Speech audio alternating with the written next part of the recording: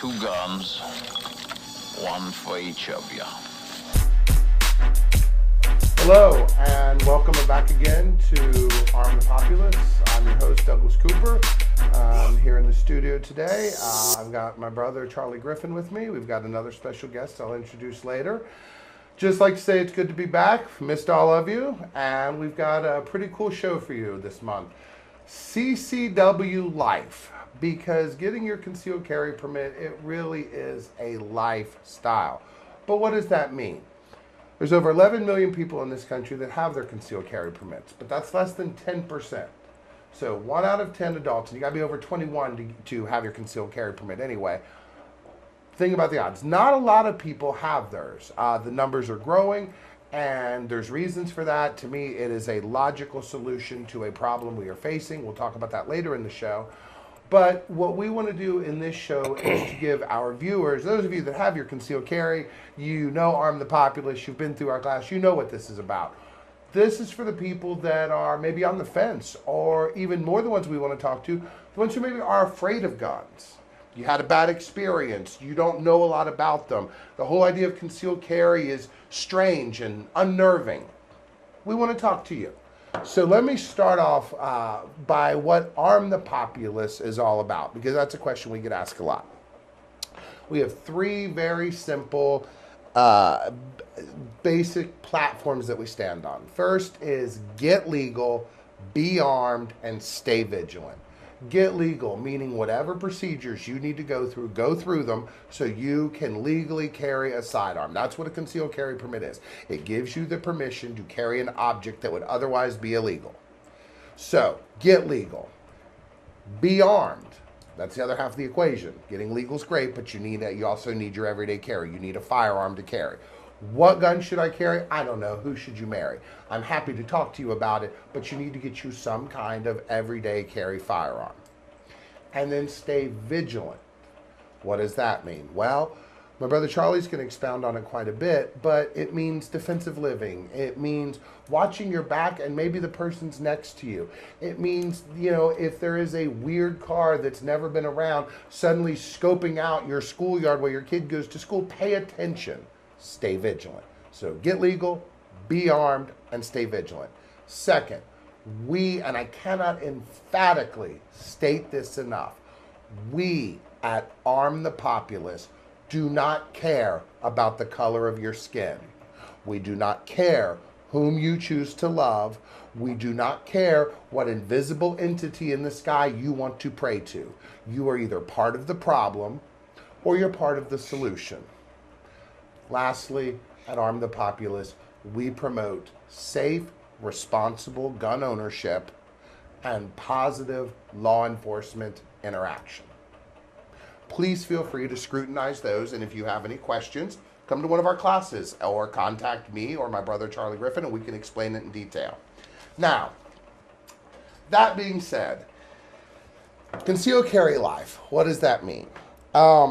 There are the memes out there for, I don't care if you're into Doctor Who or Star Trek or NASCAR, it's what people think I do, what my neighbors think I do, what society thinks I do, what I think I do, what I really do. I kind of apply that to concealed carry holders because there's always some sort of preconceived notion, unless you are a concealed carry holder, in which case you realize it just means that other person has a permission to carry an object that would otherwise be illegal. But what does it really mean? Are we out there like Rambos or Junior G-Men or Wild West gunslingers? Or no, none of that. I will give you a funny personal anecdote of what concealed carry life means to me. When you decide you're going to carry a sidearm for your safety and the safety of those around you, you make certain choices in life. Conflict avoidance, all kinds of heavy stuff. But on a lighter note, I make sure that I use a bathroom stall when I have to use the restroom in public. Why? Because all gun owners out there probably have at least 3 bags of holsters that we've gone through trying to find the right fit, comfort, security level, whether it's a 1, 2, whatever. Most concealed carry holders have had that awkward moment standing in bathroom in the line at the urinals or on the commode, and their gun falls out and goes skittering across the floor. You hear the gasp, you hear the shocks, and then you politely explain, I'm a concealed carry holder. The gun's not going to go off. Just leave it there. I'll pick it up when I get out. Or if you want, just kick it back through the urine and I'll clean my gun. But there's no reason to panic. I'm not here to rob the store. I just need to get a better holster or whatever the case may be. I thought I was holding on to my britches. I guess I wasn't. I'm sorry for the panic. No need for alarm. So a gun dude named Doug always finds a stall when I have to use a public restroom or a nearby bush. I've got my brother Charlie Griffin with me and another member of Arm the Populace, Rod Bennett, local music producer. Do you have some concealed carry misadventures to share with us? What things have happened to you, Charlie? Going to the grocery store. I know a lot of us as CCW holders, we go to the grocery store like all the time, pick up eggs, milk, something like that we might miss out from the house. Oh my goodness. Let me tell you, the part that kills me. Say for instance, you're walking through the store, walking down the aisle, picking something up off the bottom shelf, the diddly bottom shelf. A lot of us CCW holders know what that means. We have to bend over and pick that up. 9 times out of 10, a lot of us carry with the gun back in the appendix position. That means we have to bend over and that beautiful handle of your gun or that big bulge is going to end up coming out. You get the looks. You get the... Sometimes they'll say something. Other times do? you're right. You just get that deer in headlight of... And you know what they saw, so you better address it. One of the things we talk about is use your words. What do you tell the good Walmart shoppers? It's okay. I'm a CCW holder. A short shirt. Sorry, I apologize. Trust me, I'm not coming in here to rob the place. I ran out of eggs just like you. And then usually that T-shirt goes into our gun rag bin, and not going to wear that one in public again. Too short. Can't wear it. Too short. Can't wear it. Rod, how about you? Well, my situation is that I've recently had gastric sleeve surgery, and so that caused weight loss. My clothes are getting weight loss. Yeah, right. a lot of weight loss, and so you know, I've recently had an experience where I had on some clothes and had on my firearm as I was going to an affair in Bond Hill area. And I took 2 steps. I walk with crutches, first of all. And so I took 1 step, 2 steps, and then my pants fell down 2 steps every time I'm taking it. So my friend finally told me, like, you know, hey, your pants, man. Your pants are drooping down, and you can see everything. You can see your firearm, you can see your blue underwear, and everything else. So I'm like, man. I said, well, you know, and then I had to, you know, adjust. I had to hold my pants and walk with the crutch until I could get to my seat. So, you know, it's that's the big life change with me right now. You know, and then also too, you know, yeah, I've experienced the exposure by accident, the shirt pulling up and the looks and all that stuff is Hit the lower shelf. Yeah, you know, so goodness, it's a big change. It's a big change. Well, and it's funny because you're absolutely right, and this is another reason why if you come through our class, you know, but open carry is really a bad idea. Is it legal? Yes, but go look up the law book if you aren't really sure, because there's a lot of particulars that can get you hemmed up and catch you a felony, but then you always deal with that perception. So until we all start going to open carry, and it's just common, much like cell phones, you see someone with a cell phone, you see someone with a gun, open carry is not a good idea because of the just gut reactions in some people a firearm makes. As concealed carry holders, that's the whole point. We try to keep it concealed, but like the shirt's right up, pants fall down. Occasionally a holster doesn't work and a gun skitters across the bathroom floor. It just happened to, I believe it was out east, a cop in a movie theater. Oh, right. She was actually drunk, but the gun... I was here. That was here. I thought that was here. It was like a Milford, Amelia, something like that. Somewhere in our area somewhere. So they're supposed to have like level 2, level 3 holsters. So right. It happens. But what we've been talking about are kind of just, they're little things in the grand scheme. Buying clothes with drawstrings, using bathroom stalls, being ready to talk to the confused Walmart shopper about why you're carrying a gun. Then there are the real sacrifices, the time at the range, and it's fun, but it's expensive. It costs money to practice, to be proficient with your firearm. But if you're going to carry a firearm, that's part of the process. There's the firearm itself. There's the stuff to take care of your firearm. There's all the places we can't go because we carry a gun. There's all the laws we have to know because we carry a gun. And so, pardon me, you start adding all of these things up that we have to do so that we can carry our firearms legally. The question becomes, well, why do you go through all that hassle? Why do you do all that extra stuff? Charlie? Actually, you know what? Rod, because yes. we've heard Charlie as well too. When did you change? Tell us your concealed carry life story, please. Well, my life changed in 1999. I was in a car accident, and I've been through paralyzation, and I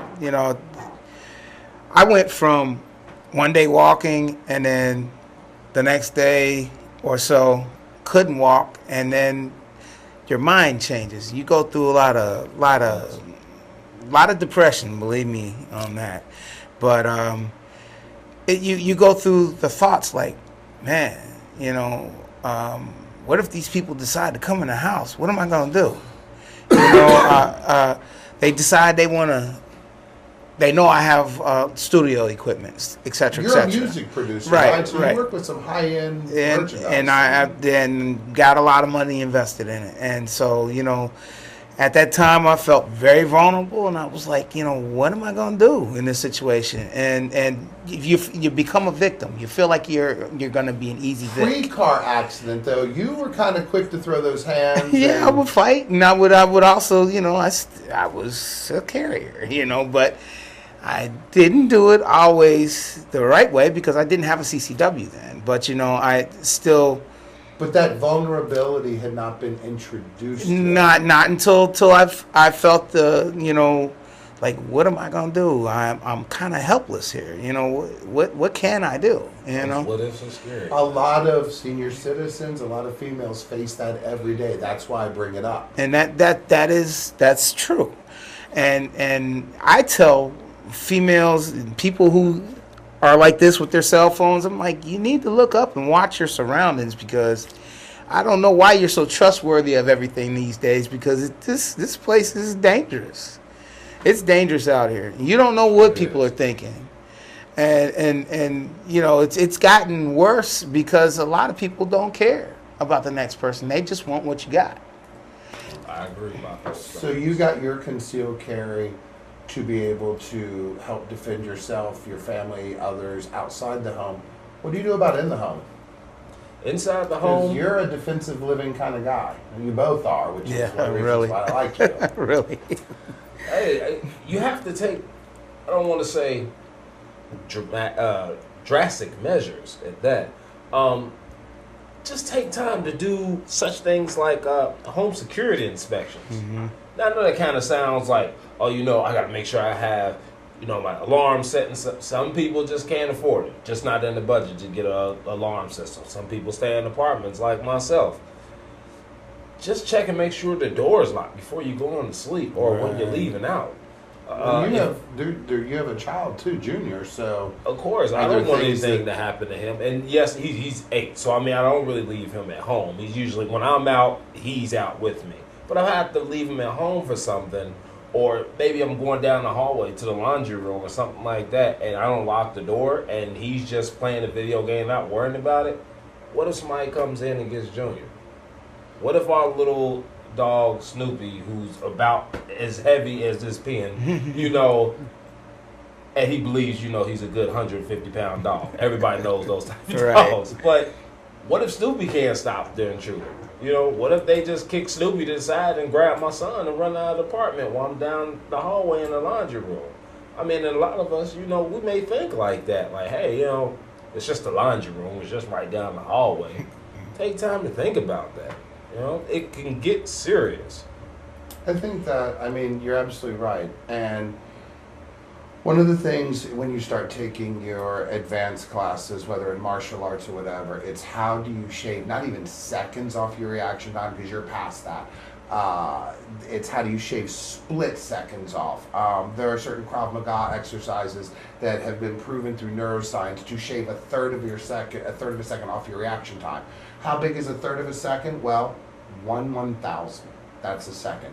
If I can get that down to 1/1, I may be the one to get the draw. I may be the one to be able to get away. I may be the one to break the choke, whatever. So you're right. In real life, it's not even seconds, it's split seconds and how quickly things can go wrong.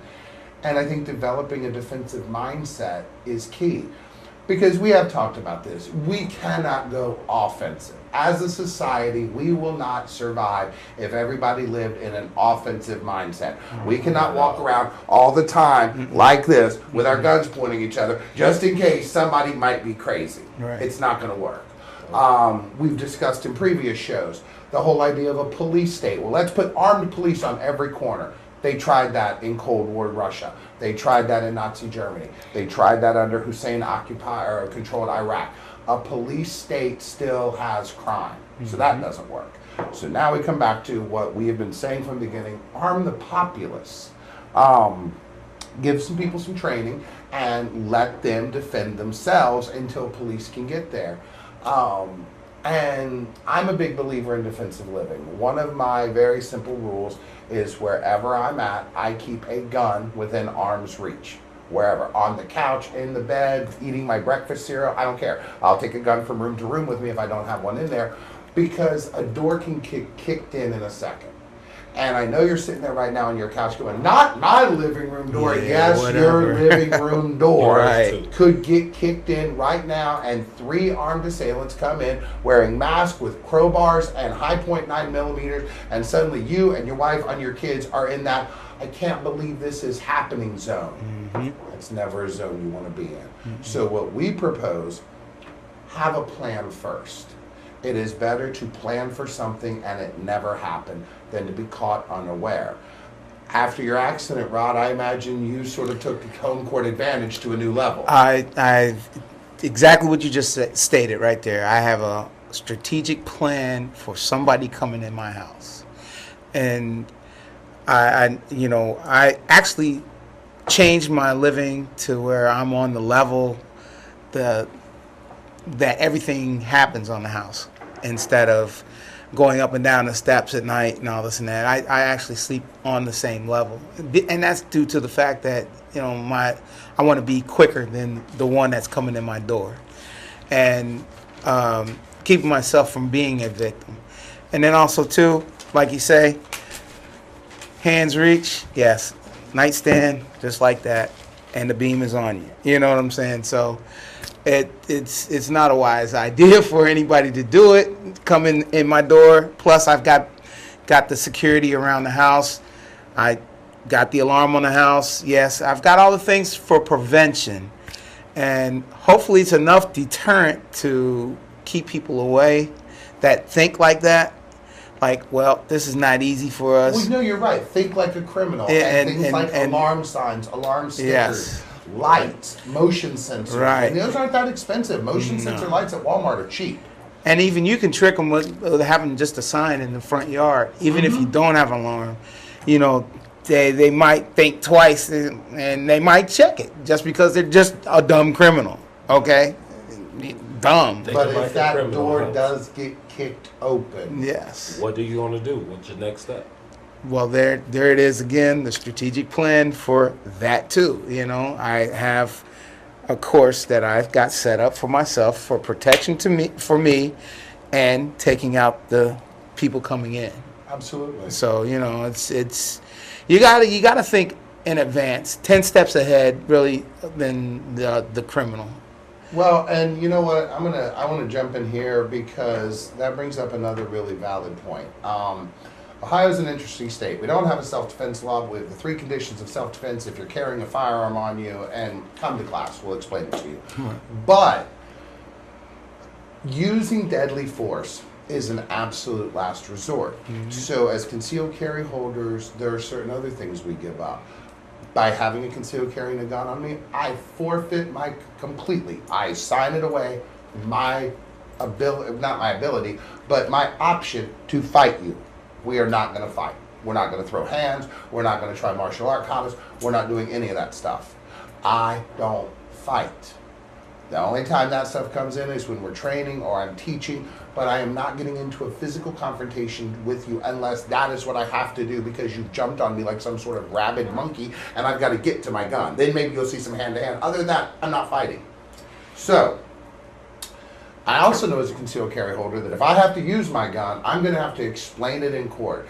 And I'm going to have to explain how I was, they called an innocent bystander, that you were in no way, shape, or form at fault. However you want to phrase that first condition of self-defense, you were not involved in the escalation, the creation of the situation even. That opens up an interesting conversational topic, and this is something I want to explore with both Charlie and Rod here because there's a couple things on this. To some people, the idea of running away is it's a viable option. I will tell you that even if I was not this big, my L5 vertebrae dictates I'm not running anywhere. You might get the Koopy shuffle and a light jog, but my Jesse Owens days, long gone. Now, you heard from Rod, he went through a very traumatic car accident, has gone through weight loss. He's not running anywhere on his crutches. You know, him and Long John Silver are competing in the three-legged race. That's not an option for him. He can't run away from a fight. I'm not opposed to it. It's not an ego thing like, I'll never run. No, I just can't run. Right. And then you look at my brother Charlie. Now, like I say, he looks like he should be a linebacker for a semi-pro football team. Charlie, can you run away from a fight? Not at all. Why not? I blew my ACL not once, but twice in the same knee. I'm not running fast. The moment I make a left or right turn too hard or I twist in some way, I'm right back in the hospital. So, we can't run. We know we have to be innocent of any sort of malfeasance that could have created this situation. We have to practice something we call hardcore avoidance. So, let me give you my own take on it, and then I want you to hear from my brother and Rod. But for me, that means I go out of my way to avoid conflict.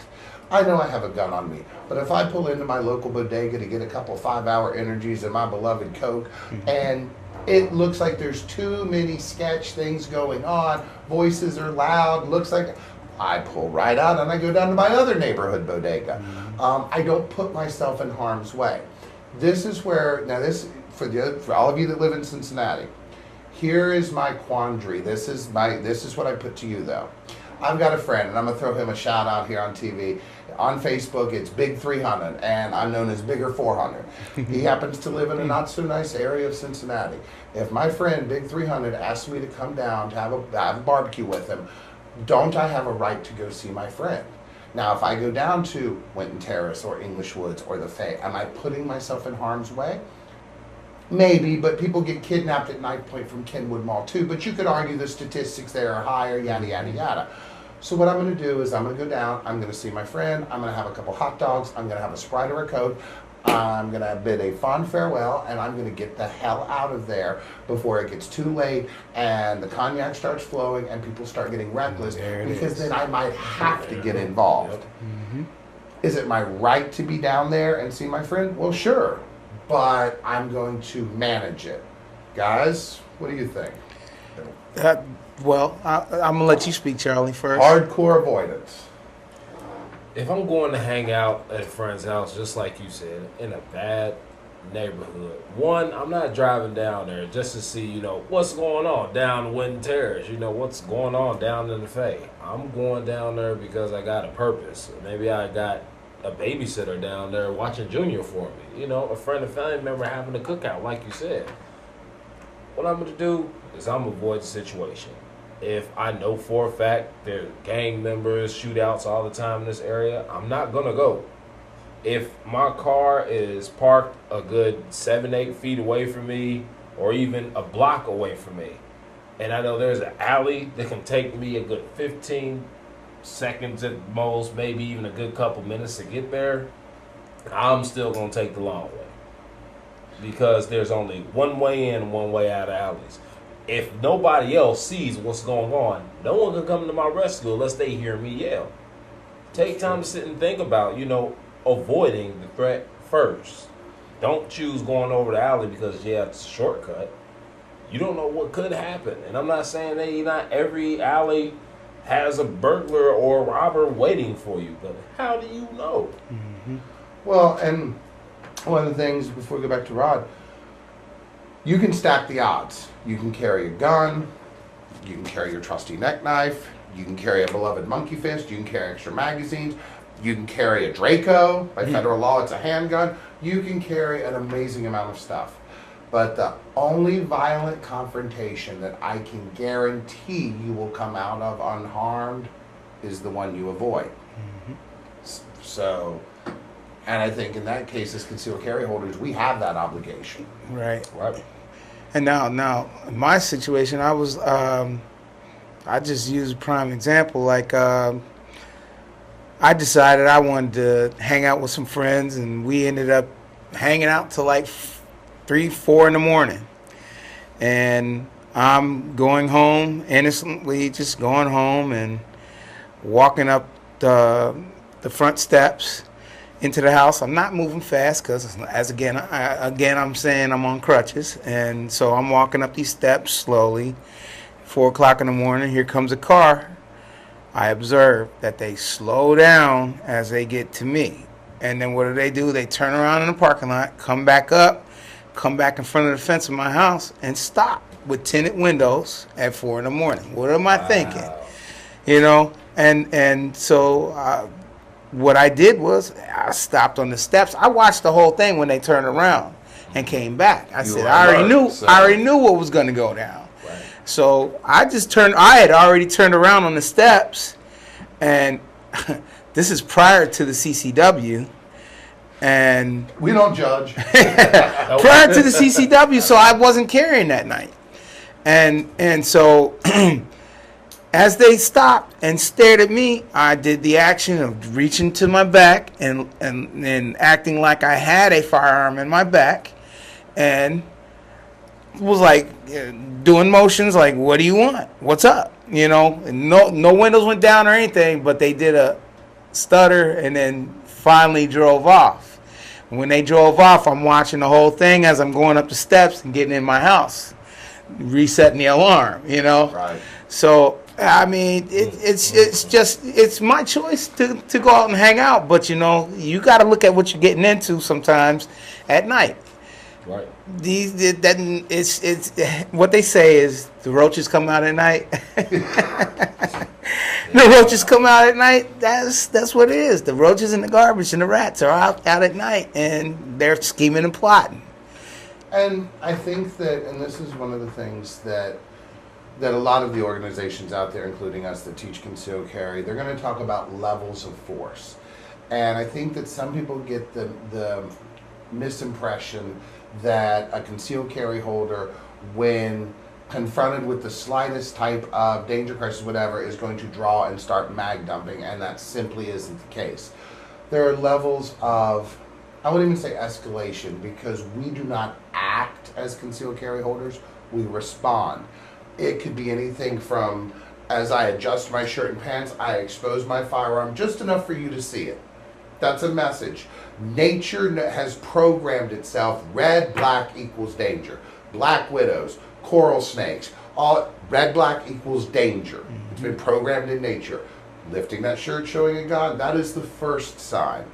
Secondly, I will draw my firearm, I'll keep it in a low ready position, finger off the trigger, and I'm going to start using my words at this point. Mm-hmm. I'm a legally armed citizen, you're making me very uncomfortable, please stay put so I can leave. Very clear, simple statements. Next escalation would be if the low ready doesn't do it, maybe I need to bring it up and you need to look down the barrel of it to understand how serious this is getting. Because again, all I'm wanting to do is leave. The last and final, of course, is firing and putting your assailant down. And one of the things we talk to our students about is there are a million things that can happen between the showing of a gun and shooting somebody. There are a million ways to get off the path. You try to provide the person trying to rape, mug, kill you the opportunity to save themselves if at all possible. If at all possible. That's kind of what I see our responsibility. We try to let them get off the train. And let them get that opportunity to walk away if it's, you know, capable of being done. But most likely, like I say, they've got it in their mind. They're gonna do what they're gonna do. A lot of times. Until they see that gun, though. That is a deterrent. That is definitely a deterrent. You're not a when you start looking at this, you know, that nickel-sized barrel. Well, I mean, just think for a second. If all three of us were out and about, hanging out, some guy was like, two big fellas, a guy could kind of see his knee wrapped, easy pickings. Yeah. Starts coming up to one of us, all of a sudden, maybe I'm bending over to pick up something. He happens to see I have a handgun on me. Doesn't mean neither one of you have one on you, but still. It still changes the probability of I the outcome. never had to produce that handgun. Right. That's very true.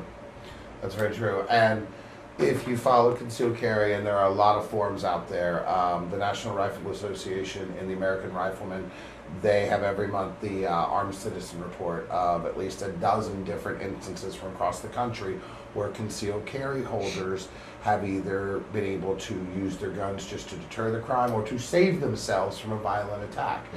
And one of the things that we talk about at Arm the Populace is solving crime is great, but it's already happened. Somebody has already been beaten, somebody has already been raped, somebody has already been killed, murder.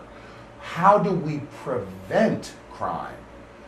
Having your concealed carry, some training, and an everyday carry is rape prevention. It is domestic violence prevention. It is murder prevention. It is like a fire extinguisher for your life. And by the way, incidentally, you are way more likely to be the victim of a violent crime than you are to have a house fire. So all of you sitting at home right now with fire extinguishers and you don't have a gun, you might want to rethink things because you can call a fire department. They're actually pretty quick.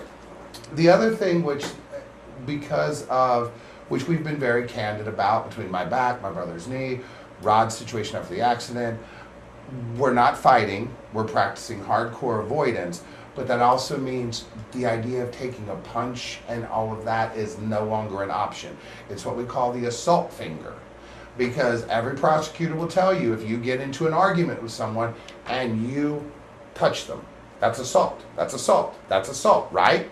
We all know that, right? Yeah. As a concealed carry holder, I can't fight. I'm not going to shove you back. I have to draw and ask you to please not do that again so I can leave. I don't think we have another option, do we? I'm not getting punched in the face. No, I'm not getting punched. I'm not getting punched in the face.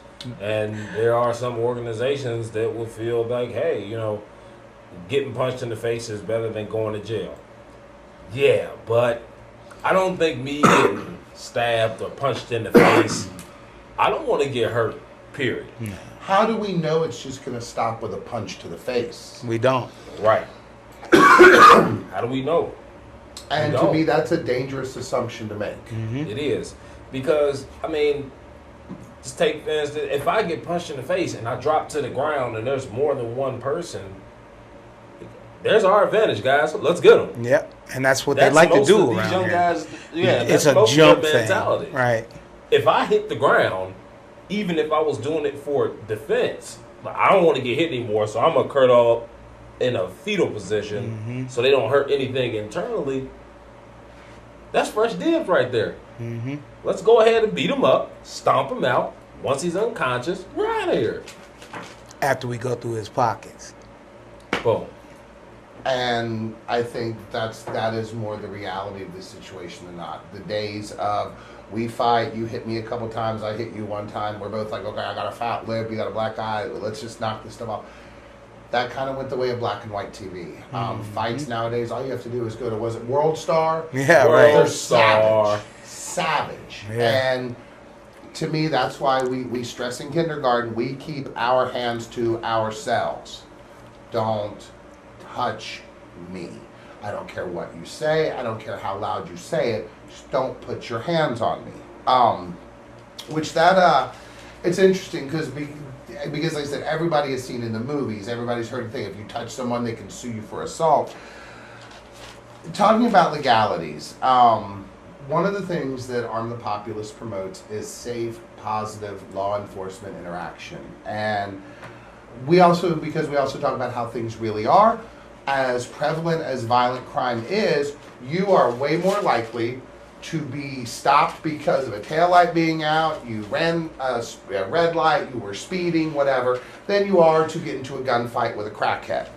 So we really stress traffic stops in our concealed carry class, how to interact with the officers. We don't say anymore that everyone will go home happy, because you may still get a ticket. But what we can ensure is that if you follow this, everybody can go home safely.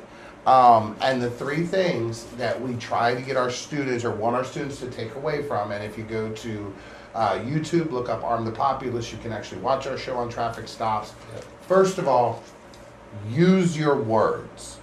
Let the police dictate policy. Nobody wins an argument on the side of the road, because you make the cop mad enough, all he has to do is this: officer needs assistance. And now 3 more of his friends are right there along the side of the road with him. Don't argue. Don't argue.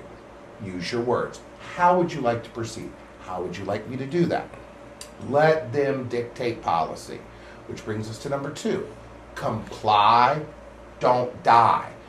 If you've been through class, you've heard me say, I don't care if the officer tells me to get butt naked and do a chicken dance on I-75. If you're driving by, you're going to see me big and bearded going ba-da-da-da-da-da-da-da-da-da-da-da, because I need to stay alive. Even if I think you are completely out of line, I need to be alive to show up in court, to file complaints with your supervisor, and to sue you.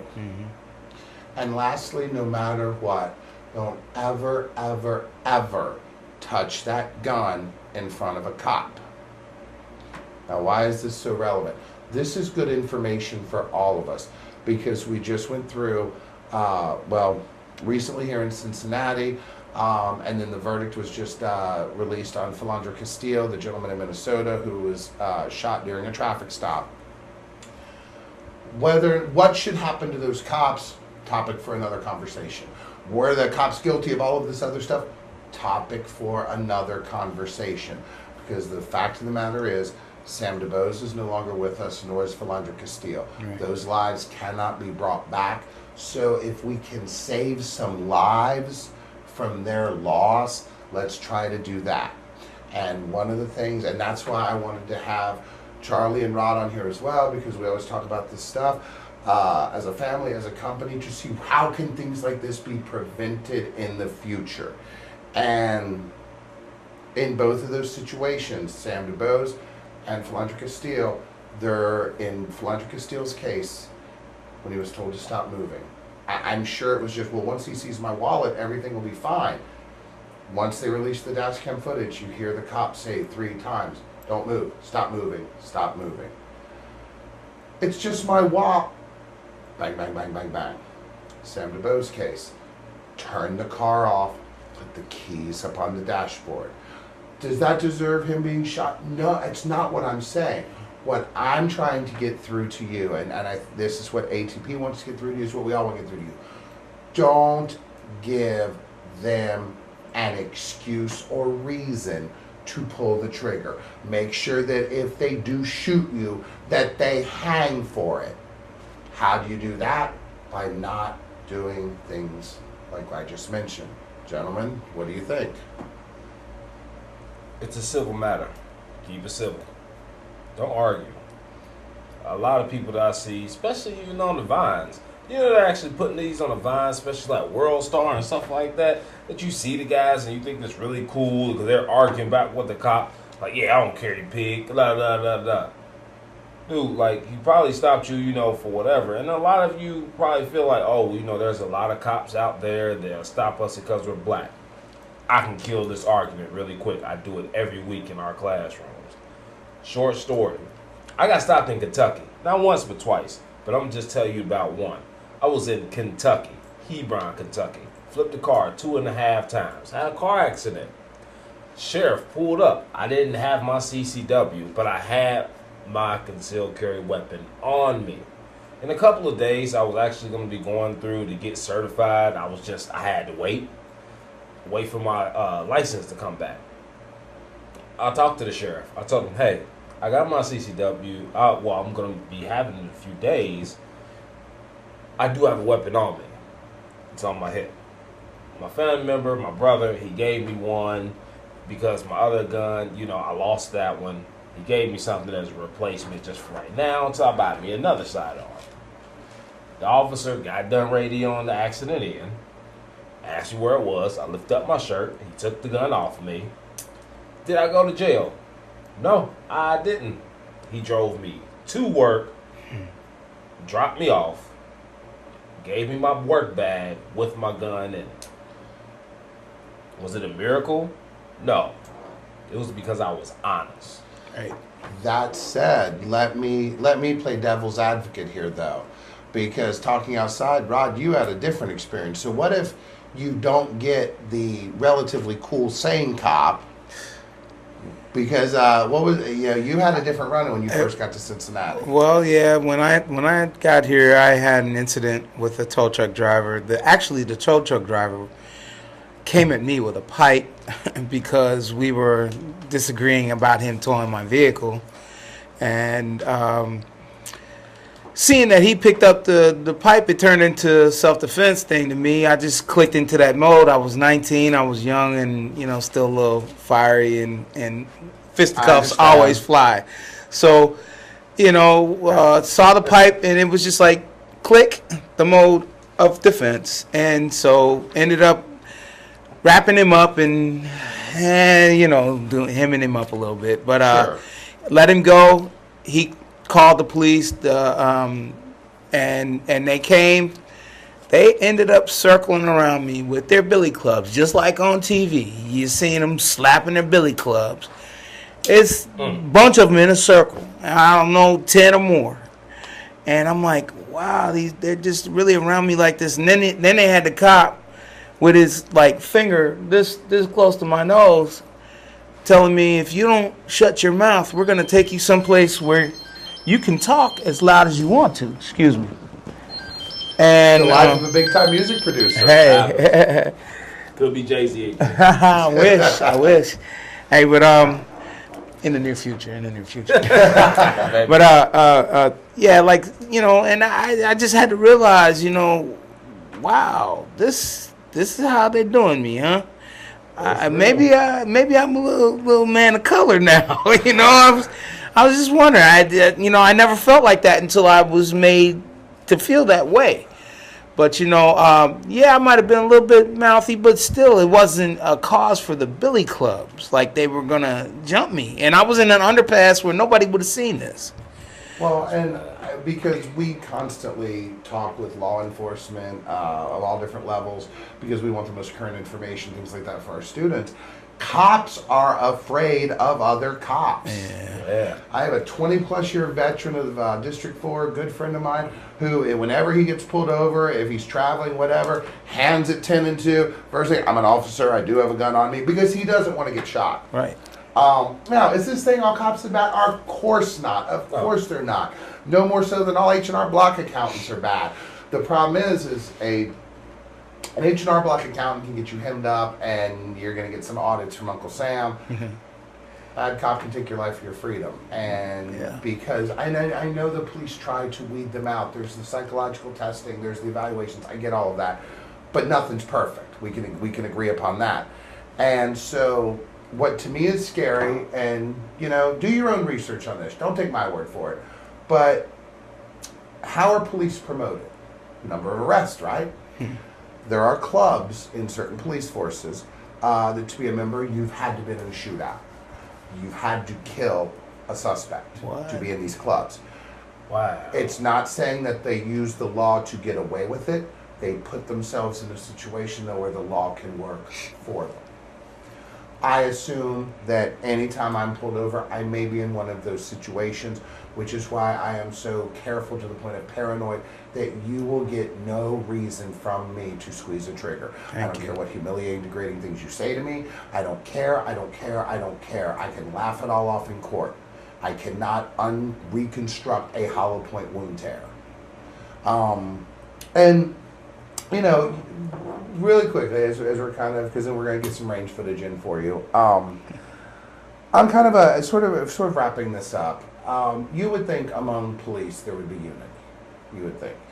You would think amongst concealed carry companies and instructors there would be unity. Ultimately, I think what we're trying to do is the same thing. We want to get people home safe at night to their families, their dinner, and their Netflix. That's what we're trying to do.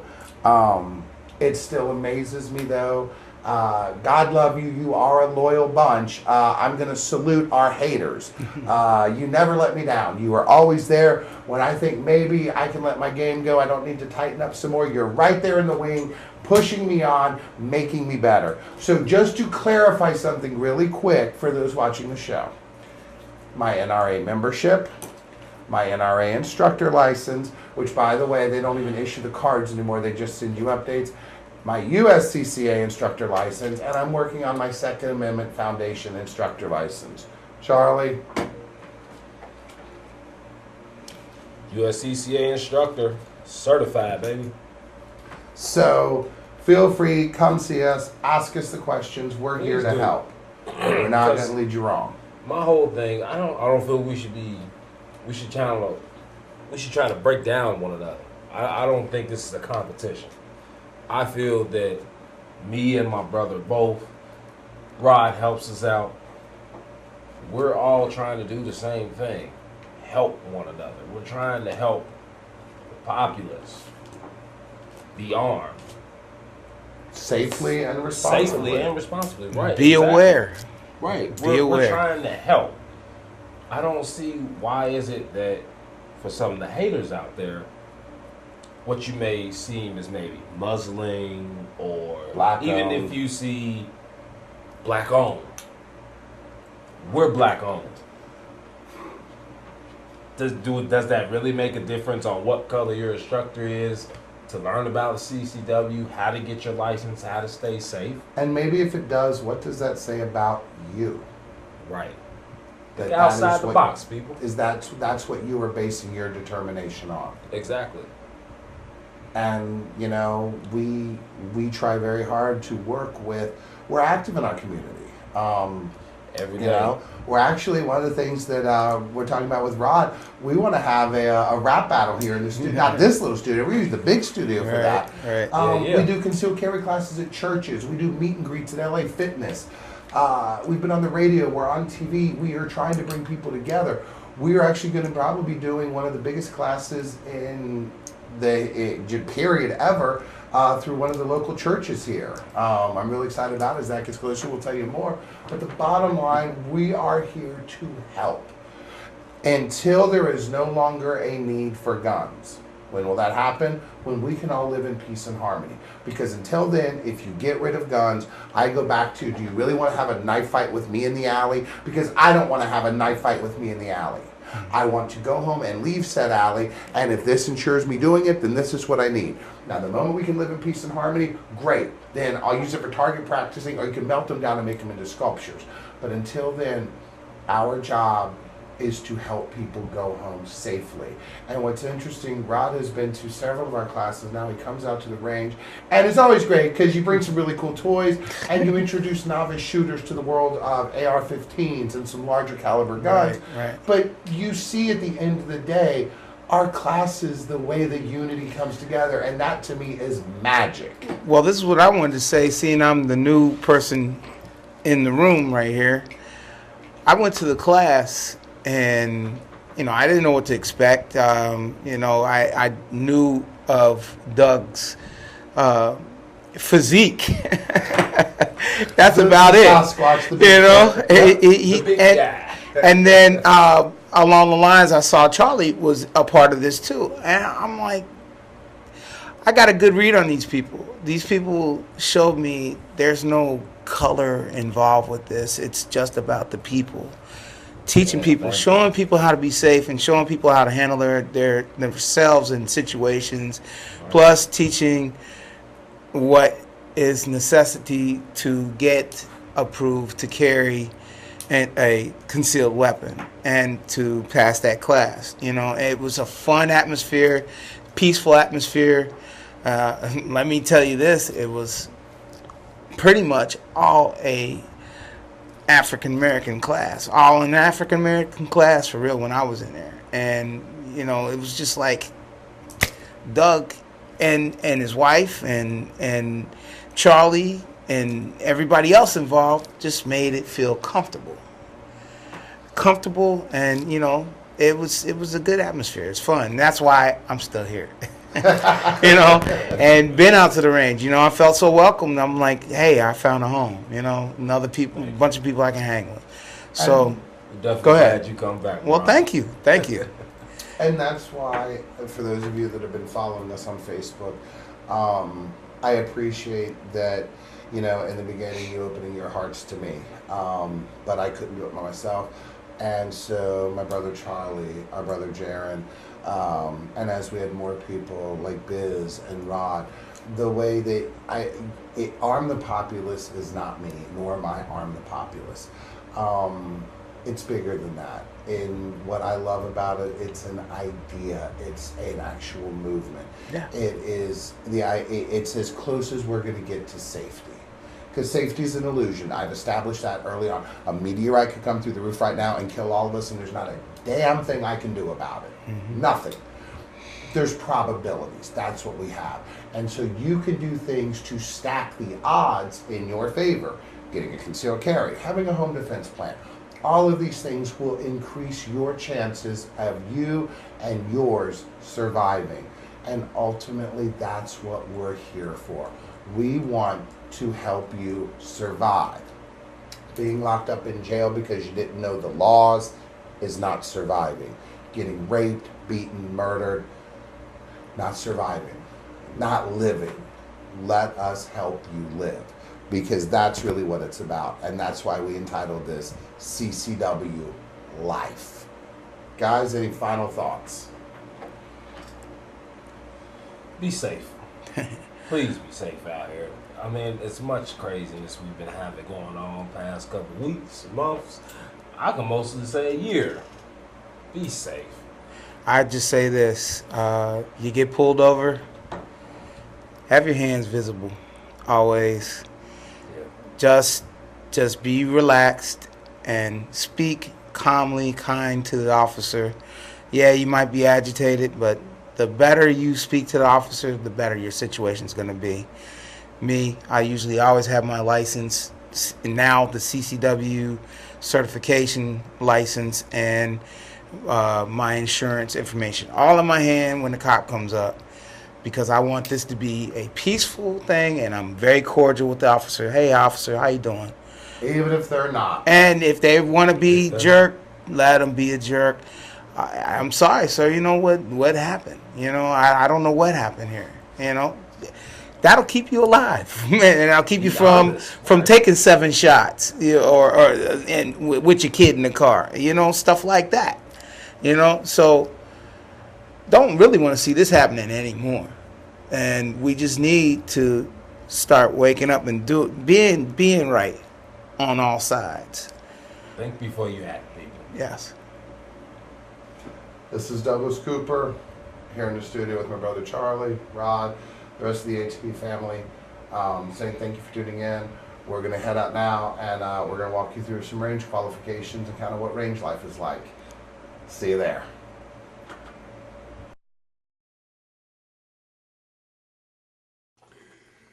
Welcome back. We're out here at Blazing Bullet Shooting Range, and what we're going to be talking about today are just different range safety terms, and also sort of what to expect from shooting ranges and qualifying.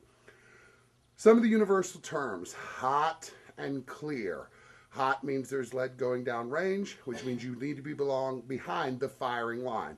The firing line for us would be these wooden benches up here. The ready line would be where your extra ammo, your magazines, all of that is done at the ready line, brought up to the firing line. Charlie Griffin is going to be demonstrating standard qualifying procedures. So he would have his magazine loaded from the ready line. He would bring it up to the firing line. The command would be make ready. Well, eyes and ears.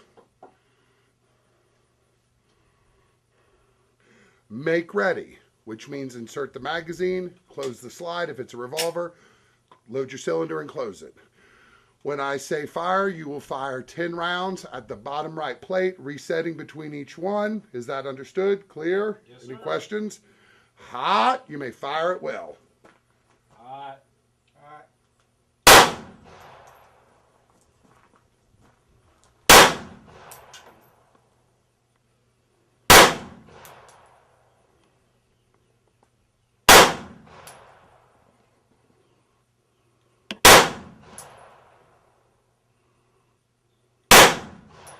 You see how he's allowing the trigger to reset before each shot?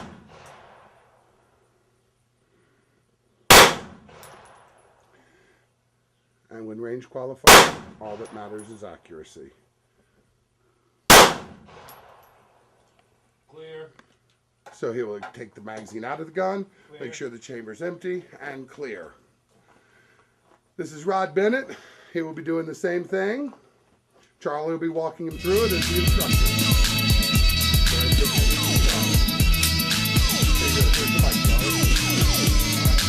Take it, sir.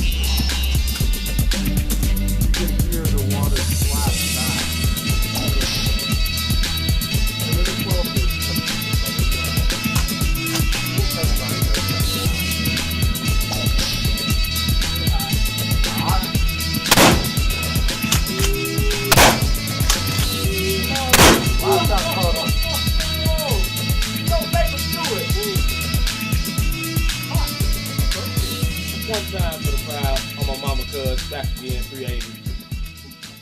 Alright. No recoil, easy peasy mag dump. Shooting fun, it really is. If you don't believe us, come out to the range and join us. Hot.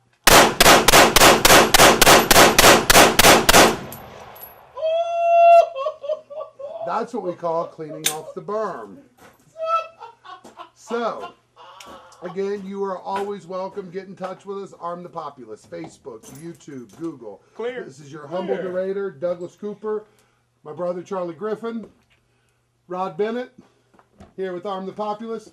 Want to tell you all stay safe, get legal, be armed, stay vigilant. We'll see you next month. We've got some more shooting to do.